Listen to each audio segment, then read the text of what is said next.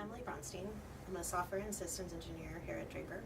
And I'm here to talk to you about an innovative approach for data integration, normalization, and fusion that we think can be readily integrated into an embedded system.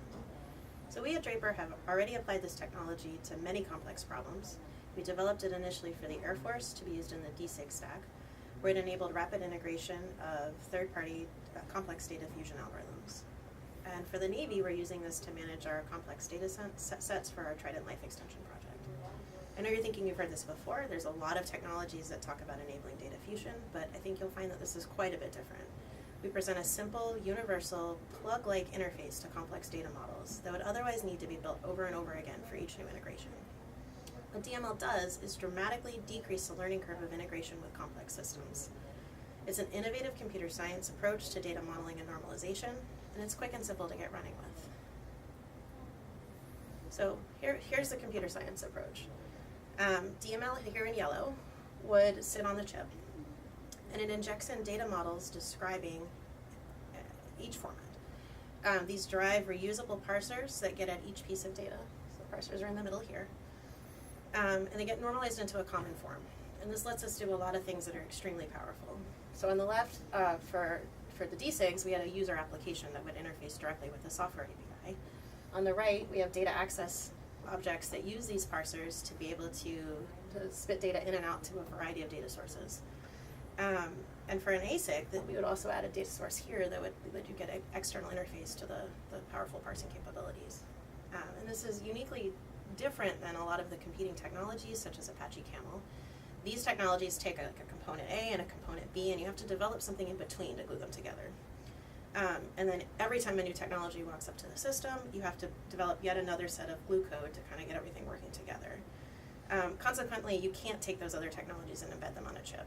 But because DML kind of inverts this pattern and gives you a universal translator, you can put it on a chip and give it to people to get things running quickly. Think of it more like a plug. I can walk up to the wall, plug something in, I know I'm going to get 120 volts. We're doing the same thing, but for data integration. We've shifted all of the data modeling and formatting and information splicing behind the scenes into this box, which could live on a chip. And then once you model the data once, you can use it over and over. The models can interact with other models and data formats. This allows us to support multiple versions of a data format concurrently. We can transform from one format to another. We can make new formats using data fusion. And we can do all of this without requiring each user to understand the details of these formats. We specifically support legacy formats and systems without requiring universal use of DML across the system. You can put a DML component here and can keep using your old stuff somewhere else. The other thing that we do that's really important from a computer science perspective is we have an innovative binary parsing capability that simply does not exist elsewhere.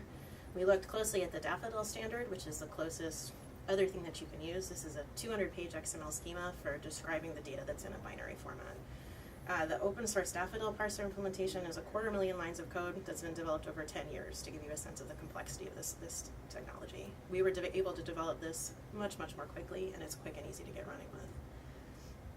So next up is how quick and simple DML is. So we dramatically reduce the time that it takes to integrate with something new. We enable rapid development without expertise in a particular format. And for some of these government binary formats such as NITIF, there's a significant learning curve to get running with these. There's built-in parsing and translation and support for different data formats. And for the Air Force, we actually gave DML to a third-party algorithm developer, and they were able to get running with this in only a few hours. They could have their algorithms providing information and distributing it out to the data distribution framework, the DDF. Internally, within a few weeks, we were able to take this, move it over to the Navy's Trident Life Extension, and use it for data parsing there. We were able to get an initial integration running in a few weeks, and it was so successful that we're rolling out DML as our solution for data normalization for all of our data on the program. DML makes all of the system data more dynamic. We specifically demonstrated the ability to add metadata fields to a NITIF, which is what we're showing here, without disrupting the existing parsers. This infrastructure is critical for a data fusion application where metadata from one algorithm may need to feed into another higher level algorithm. So being able to add things to these formats that are otherwise very brittle in binary formats is critical. This technology can be readily embedded into a system on a chip.